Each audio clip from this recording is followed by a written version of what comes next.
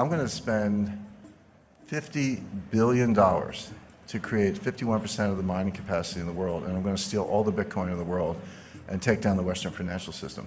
First of all, there's no such thing as cryptocurrency. There are 1,000 cryptocurrencies. In other words, you cannot speak generically about cryptocurrencies. Jim Rickards hates cryptocurrencies. That's not true. I really, really dislike Bitcoin, and I'll tell you why. But there are cryptocurrencies out there that I think are very interesting and worth your consideration. I'm for it. I'm against it. Cryptocurrency means nothing. You have to talk about the specific currency. And I'm showing Bitcoin, Litecoin, Monero, and Ether. By the way, isn't it fascinating how the graphical representation of cryptocurrencies is always a gold or silver coin? Bitcoin's gold and Litecoin's silver, Monero's both, and Ether is gold. And what are they trying to say? I think that psychologically what they're saying is, well, this is nothing, but if we pretend it's a gold coin, then someone will buy it. But I just find this a little bit of an aside. But no, it's the same thing is true with fiat currencies. You can't be like or dislike fiat currencies generically. Some people do because they just hate central banks. I understand that. But it's a big difference between a Venezuelan Bolivar and a euro, big difference between a Zimbabwe dollar and a US dollar. So in other words, don't talk to me about cryptocurrencies. Tell me what specific one you want to talk about, and that's a more interesting conversation. I think it's really important because this field is so muddied, the conversation is so muddied, people not distinguishing between blockchain and currency, not distinguishing between different types of currencies, etc. I think we need to step back, take a deep breath, and be rigorous in our analysis and think about what we're actually talking about. There's no such thing as a blockchain. There are hundreds of blockchains. In other words, every currency, every token, every so-called smart contract, if you're using Ether, has a different blockchain. So there are at least hundreds, perhaps thousands of blockchains, new ones being created every day. So again, don't talk to me about blockchain. Tell me which specific blockchain you're talking about, because they're not all the same, and this is critical. The main difference, there are many differences in this blockchain technology, but the main difference is validation. Because remember, the whole idea of cryptocurrencies and blockchain and the original Bitcoin and what Satoshi Nakamoto came up with is that we're going to have a trustless system. We're not going to trust banks. We're not going to trust clearinghouses. We're not going to trust exchanges. We're not going to trust central banks. We're not going to trust anybody. We're going to have a decentralized system that a community can validate, and we don't have to rely on anybody in particular. That was the original idea. So the question is, what's your method of validation? And that's what distinguishes one blockchain from the other. So I've listed 4 of them here, but there are others. Proof of work, that's what blockchain uses. And you know what the work is? You got to factor these, 87-digit prime numbers into prime factors. It's a lot of computer crunching, completely clunky, completely inefficient, non-sustainable. I'll talk about that in a second.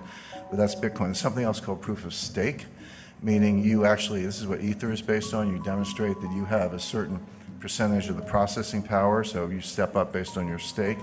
There's proof of space. Space is storage space on a hard drive, so I get to vote on the blockchain. I get to vote on validating the blockchain because I've decided to devote a certain amount of my hard drive to that process. There's a new coin called Space Mint. And then there's the Byzantine Agreement, or Byzantine Agreement. There's a version of that called the Federated Byzantine Agreement, which I personally think is the best, much more robust to some of the problems we're talking about, and there are others. But the point is, don't talk about blockchain. Say, okay, what's your governance model? What's your validation model, et cetera? And then ask yourself, is that sustainable? Is that robust? Will that resist an attack? Are your cryptocurrencies going to be stolen?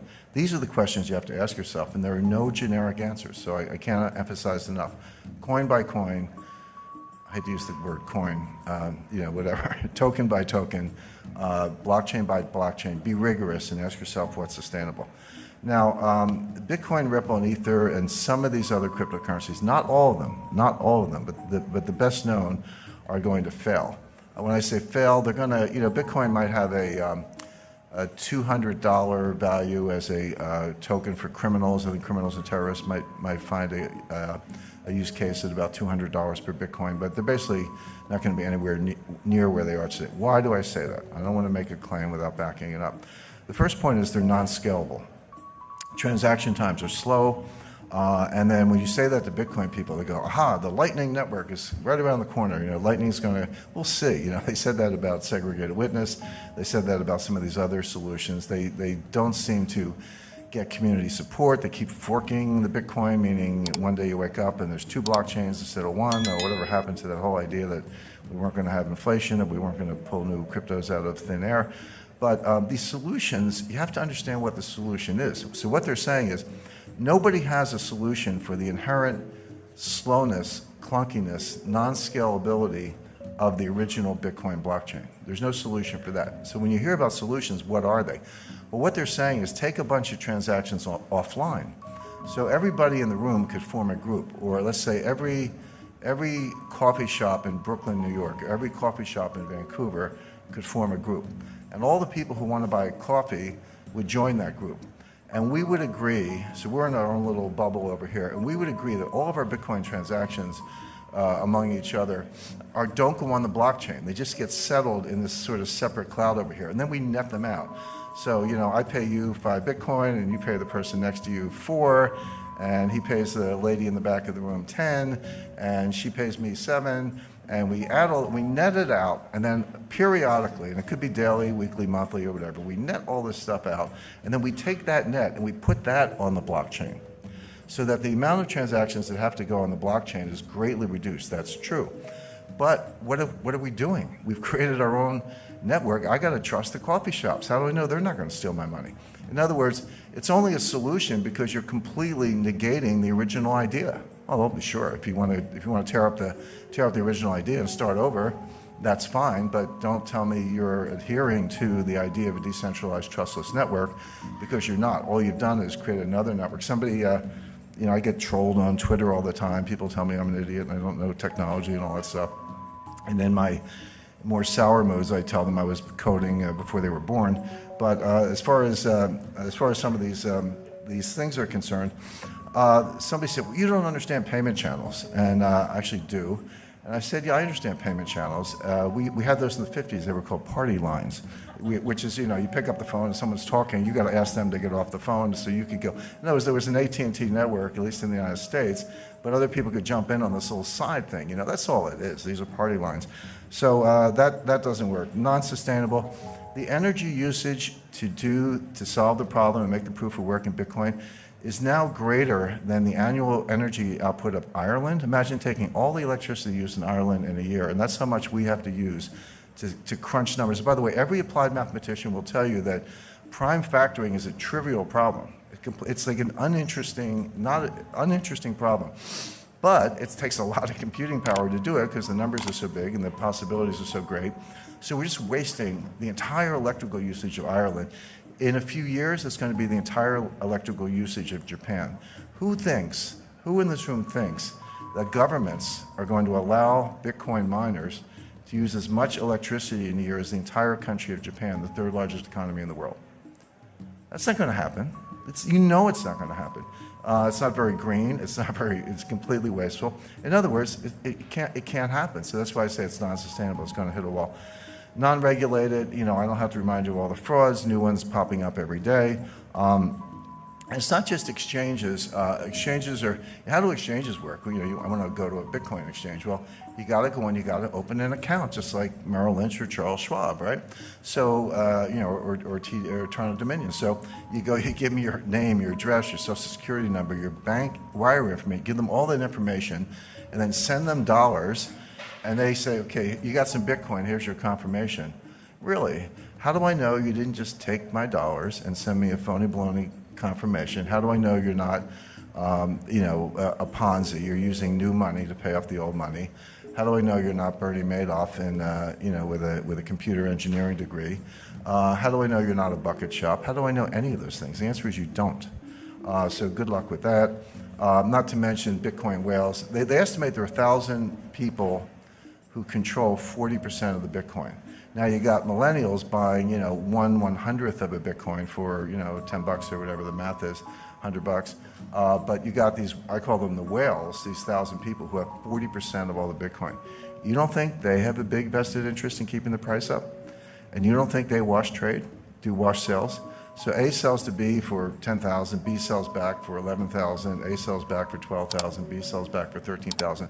This is called painting the tape. It's the oldest trick in the book. And there's no profit and loss because we're selling the same Bitcoin back and forth. But what we are doing is creating a ticker that gets the millennials, I shouldn't pick up millennials, 3 millennial children, but gets people all over the world, maybe a garage mechanic in South Korea took out a home equity loan or hawked his inventory, put his entire life savings into Bitcoin and has now been wiped out and is desperate and suicidal. That's what's going on. It's basically rich people stealing from the poor. Not a good business model in my view. And then finally, there's no use case other than criminals, terrorists, or tax evaders. Why is Bitcoin better than Visa? Unless you're a criminal. Now, if you're a criminal, I get it. If you're buying child pornography, you want to use the dark web and use some cryptos and all that. And if you try doing that with Visa, you'll probably get a call from the FBI. So I understand why it's good for criminals. But if you're not a criminal, if you're not a tax evader, if you're not buying child pornography, if you're not an arms dealer, if you're not a terrorist, then why is Bitcoin better than Visa? There's really no use case for it other than crime. And then it's not elastic. And this is important because there's a finite number of Bitcoins, 21 million Bitcoin. They're getting closer to that level every day. And everyone's like, this is a good thing because, the problem with central banks is they print all this money and we're going to have inflation. By the way, we haven't had any inflation for the last 8 years. Separate issue. I'll come to that if we don't run out of time. But, we hate central banks. They print too much money, blah, blah, blah. So we're going to cap the number of Bitcoin, but money supply has to be elastic. It can't be too elastic. The problem with central bank money is that it's too elastic. The reason, by the way, gold is such a good form of money is that it grows slowly. It grows at about the tempo of world growth. It grows at about the tempo of population growth, not exactly, but close enough that it's the best form of money anyone's ever discovered. But the problem with Bitcoin, when you hit a hard stop, which they will, and the economy keeps growing, but you want to back it with Bitcoin, so here's your money supply and here's your economy, that's inherently deflationary, right? Because each Bitcoin's got to support more and more growth, meaning your Bitcoin is worth more in theory, but the problem is you never get there. Why? Because if you have a deflationary currency, there's no bond market.